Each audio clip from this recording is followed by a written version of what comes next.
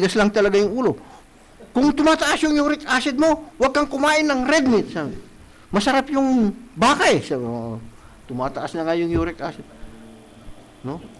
Kung tumataas yung blood pressure mo, huwag kang kumain ng mga matataba. Sabi. Masarap eh. Sabi. Oo nga, masarap. Si Eva, masarap eh. Sabi. Di ba? So, mapapahamak nga ang tao. Doon tayo pinapervert ng Diablo, doon sa isip natin, no? Sinisimulan niya tayo doon. Malaking trahedya itong nangyari doon sa langit at saka doon sa Garden of Eden, no? Na kung hindi nagkasala, eternal lahat, no? Tandaan natin, the enemy always speak about biblical subjects, mga kapatid. Kung hindi siya gagamit ng mga yung mga manggagaling sa Biblia, hindi mo siya paniniwalaan, no? But never stay in the original truth. Hindi siya nananatili sa katotohanan. He does not deny the word. Hindi niya dinideny yung word.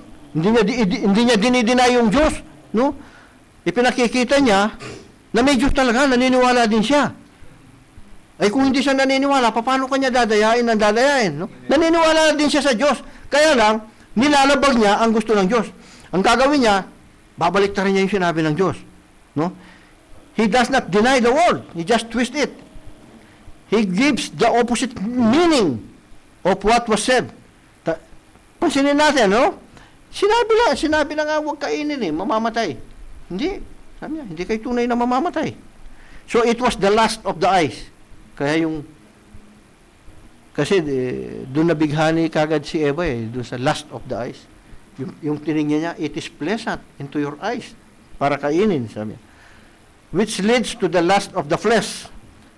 Nakita niya at nagkaroon ng pagnanasa yung laman. Kasi kung wala ka namang nakikita, wala ka namang alam paano ka magkakaroon ng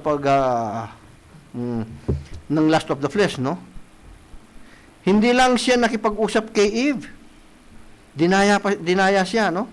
The serpent beguiled Eve, sabi niya, and she gave herself and then to Adam.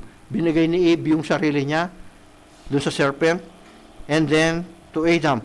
The serpent now left his seed to Eve, which is Cain. Iniwan niya yung seed niya doon. Alam nga natin, hindi ito kainan ng bibig, no?